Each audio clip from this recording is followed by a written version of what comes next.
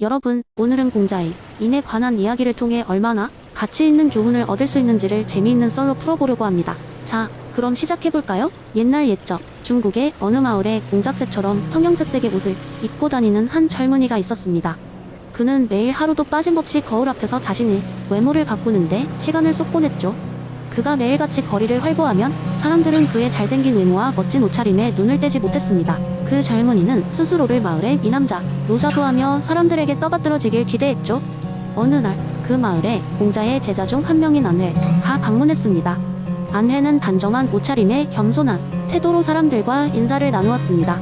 마을 사람들은 짙은 인상력을 주는 그 젊은이와 달리 안회에게 별다른 관심을 기울이지 않았습니다. 하지만 안회는 그들의 무관심에도 불구하고 주위 사람들에게 친절하게 말을 걸고 어려운 일에 봉사하며 모두와 마음을 나눴습니다. 그 모습을 지켜보던 마을의 한 노인은 그 젊은이를 향해 이렇게 말했습니다. 내가 그렇게 자부하는 진정한 아름다움이란 외모에 있는 것이 아니라 바로 공자의 인을 실천하는 데 있단다. 아내처럼 내면의 아름다움을 기르는 것이 진정한 미덕이란다. 처음엔 그 말을 듣고 묻어넘기던 젊은이는 이후에도 아내를 주의 깊게 관찰했습니다. 안회는 매번 마을의 어려운 일을 묵묵히 돕고 남들과 소통하며 따뜻한 마음을 베풀었습니다. 사람들은 그의 진심 어린 행동에 점점 감동을 받게 되었고 자연스레 그를 존경하게 되었습니다. 어느새 마을 사람들의 시선은 화려한 외모의 젊은이에서 내면의 빛으로 주변을 밝히는 안회로 옮겨갔습니다. 그제야 젊은이는 자신의 오류를 깨달았습니다. 그는 자신의 인기를 되찾기 위해 안회에게 다가가 공자님이 말씀하신 인의 의미를 묻기 시작했죠. 안회는 젊은이에게 미소 지으며 말했습니다. 이는 타인에 대한 사랑과 배려를 행동으로 실천하는 것이네. 진정한 사랑은 말로만 전하는 것이 아니라 행동으로 나타나는 것이지. 그러니 타인과 조화로운 관계를 맺고 그들과 함께 나누고 베푸는 것이라네. 젊은이는 아내의 말을 마음에 새기고 그날부터 마을 사람들을 돕기 시작했습니다.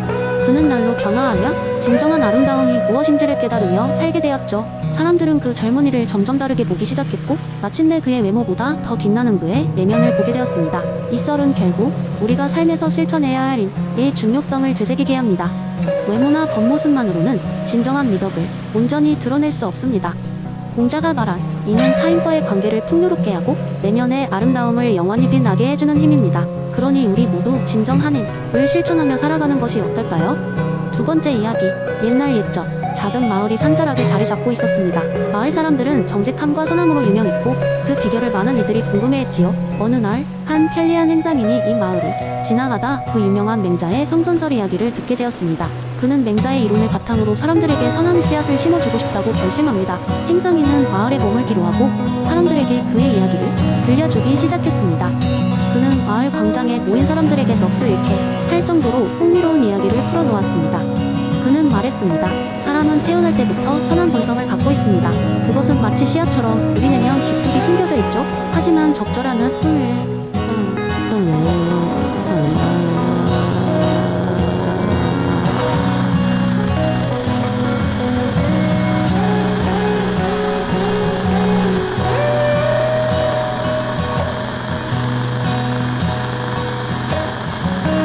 그리고 햇빛이 필요합니다. 그렇지 않으면 그 선함은 결코 자라지 않을 것입니다. 사람들은 고개를 끄덕이며 그의 이야기를 경청했습니다. 행상인은 이어서 이야기했습니다. 왕자의 성선설에 따르면 우리의 선한 본성을 키우기 위해서는 우리 자신을 알맞은 환경에 두고 우리 내면의 목소리를 잘 들어야만 한다고 합니다. 하지만 가장 중요한 것은 서로에게 이로운 환경을 만들어주는 것입니다.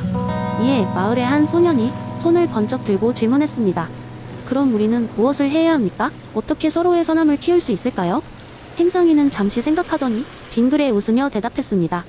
그 질문은 참으로 훌륭하군요. 맹자께서 말씀하신 대로라면 우리는 서로를 돌보고 존중하며 격려해야 합니다. 그리고 가장 중요한 것은 우리가 서로를 있는 그대로 받아들이고 실수하더라도 다시 일어설 수 있도록 도와줘야 한다는 것입니다. 어느덧 해가 지고 있었고 마을 사람들은 행상인의 이야기에 깊이 감명을 받았습니다. 그는 떠날 준비를 하며 마지막으로 한마디를 덧붙였습니다. 마치 식물들이 자라날 때 서로의 뿌리를 돕는 것처럼 우리가 서로의 선함을 꽃피울 수 있도록 협력하는 것이 가장 중요합니다. 행상인이 떠난 후 그 마을은 더욱더 화목해졌습니다. 사람들은 서로에게 더 많은 이해와 배려를 베풀었고 마을은 따뜻한 정이 넘치게 되었습니다. 사람들은 행상인이 떠난 뒤에도 그의 이야기를 오래도록 가슴속에 간직하며 맹자의 성선설을 실천하기 위해 노력했습니다. 그리하여 그 마을은 시간이 흘러도 전해 내려오는 아름다운 이야기와 함께 인간의 선한 본성이 꽃피는 곳으로 계속해서 남았다고 합니다. 인간의 본성은 선하다는 믿음 아래 그들은 삶 속에서 그 선함을 여전히 품고 살고 있었던 것입니다. 세 번째 이야기. 옛날 옛적 중국의 산속 깊은 곳에 위치한 작은 마을이 있었습니다. 이 마을은 그 주변의 모든 마을과는 달리 특별한 방식으로 운영되고 있었는데 그 이유는 바로 무의의 철학을 신봉하는 한 노인이 있었기 때문입니다. 그의 이름은 무의자였고 그는 마을 사람들로부터 큰 존경을 받았습니다. 무의자는 농사철이 되면 농부들이 작물을 심고 가꾸는 과정을 지켜보는 것을 좋아했습니다. 한 해는 근처 마을에서 새로운 농업 기술이 유행하게 되었습니다. 이 기술은 인공 비료를 사용해 작물의 성장을 촉진시키는 방법이었습니다. 근처 모든 마을이 이런 새로운 기술을 사용하여 작물의 수확량을 크게 늘렸고 우리 마을의 몇몇 농부들 또한 그 방법을 시도하고자 했습니다. 그들은 무의자에게 의견을 구했습니다. 그러자 무의자는 조용히 웃으며 이렇게 말했습니다. 바람이 불고 비가 내리는 것은 모두 자연의 섭리입니다. 우리의 역할은 그저 씨를 뿌리고 거두는 것일 뿐 그 이상은 그저 덧없는 욕심일 수 있습니다. 자연을 거스르려 하지 말고 자연의 흐름에 귀를 기울여 보세요. 하지만 일부 농부들은 무의자의 말을 무시하고 인공 비료를 사용하기로 결정했습니다. 그런데 그해 여름 예상치 못한 가뭄이 찾아왔고 그로 인해 인공 비료에 의존했던 작물들은 오히려 더 빠르게 시들어 버렸습니다. 그에 비해 전통적인 방법으로 농사를 지은 농부들의 작물은 가뭄을 견뎌내며 여전히 튼튼하게 자라고 있었습니다. 그제야 사람들은 무의자의 말 속에 담긴 진정한 지혜를 깨달았습니다. 그 사건 이후로 마을 사람들은 자연에 순응하면서도 자연의 주기를 존중하는 삶의 태도를 가지게 되었습니다. 이들은 모자의 무의사상을 따라 억지로 뭔가를 하려 하기보다 상황에 맞게 그리고 자연스럽게 생활하는 법을 터득하게 되었습니다. 그렇게 마을은 더욱 살기 좋은 곳이 되었고 사람들은 매일매일 자연과 조화를 이루며 평화롭게 살아갔습니다. 무의자는 마을의 광장에 서서 사람들이 그 교훈을 받아들이는 모습을 지켜보며 미소 지었습니다. 그는 자연스럽게 흐르는 강물처럼 억지로 방향을 틀려 하는 것이 아니라 그저 그 흐름을 따라가며 삶의 지혜를 나누고 있었던 것입니다. 그리고 그런 그의 존재는 그 마을에게 있어 오랫동안 변치 않을 소중한 자산이 되었습니다. 네 번째 이야기. 조선시대 어느 마을에 퇴계 이황의 가르침을 깊이 존중하던 유학자 이설아라는 이름의 남자가 살고 있었습니다. 이설아는 매일같이 마을 사람들에게 이기 이원로에 대해 설명하며 이와 기의 조화를 통해 도덕적으로 완성된 삶을 살아야 한다고 말하곤 했습니다. 그러던 어느 날 이설아는 이론을 쉽게 이해시키기 위한 재미있는 이야기를 떠올렸습니다. 아주 먼 옛날에 와기라는 두 친구가 있었습니다. 이은 고요하고 지혜로운 사람이었고 언제나 변하지 않는 진리를 탐구했습니다. 그는 세상의 모든 질서를 알고 있었고 모든 존재의 본질을 깨달아는 심오한 깨달음을 주곤 했습니다. 반면 기는 매우 활발하고 변화무쌍한 사람이었습니다.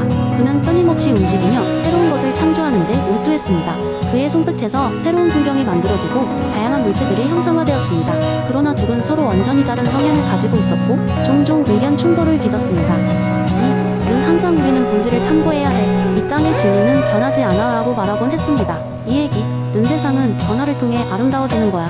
움직임 없는 진리는 죽은 것과 같아. 라며 반박하곤 했습니다. 그러던 어느 날 마을에 큰 혼란이 닥쳤습니다. 예고 없는 태풍과 가뭄 그리고 예측할 수 없는 자연재해가 연달아 발생하여 모두가 큰 어려움을 겪게 되었습니다. 마을 사람들은 서로 질서를 잃고 다투기 시작했고 혼란은 점점 심해졌습니다.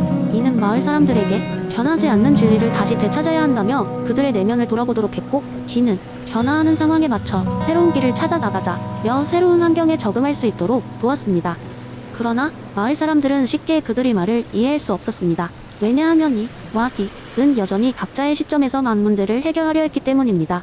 그때 이설아는 두 친구에게 하나의 제안을 했습니다. 당신들이 각자의 주장만 펼치는 것으로는 해결되지 않습니다. 우리의 삶과 이 세계는 이에 불변하는 진리와 기의 변화를 통한 창조가 조화를 이룰 때 비로소 완성될 수 있습니다. 이설아는 고지어 마을 사람들에게도 이렇게 말했습니다. 우리의 내면에 존재하는 도덕적 진리, 즉 이를 바탕으로 외부에 변화하는 상황, 기와 조화를 이룰 때 우리는 진정한 삶의 의미를 발견할 수 있습니다. 이는 개인뿐만 아니라 우리 공동체 전체가 함께해야 할 과제입니다. 결국 이와 기는 이설아의 제안을 받아들였고 두 친구는 서로의 장점을 결합하기 시작했습니다. 그 결과 마을은 질서와 활력을 되찾게 되었고 사람들은 더불어 살아가는 방법을 배우게 되었습니다. 이와 기도 겉으로 보기에는 다르지만 사실은 각자 없어서는 안 될 존재라는 것을 깨달았고 그 뒤로는 서로를 더 깊이 이해하게 되었습니다. 이러한 이야기를 통해 이설아는 퇴계 이황 철학이 단지 추상적인 것이 아니라 실제 우리의 삶 속에서 어떻게 적용될 수 있는지를 사람들에게 전할 수 있었습니다. 이처럼 이와 기의 이야기는 오랜 시간 동안 마을 사람들의 마음속에 남아 조화로운 삶이 지침서로 자리 잡았습니다.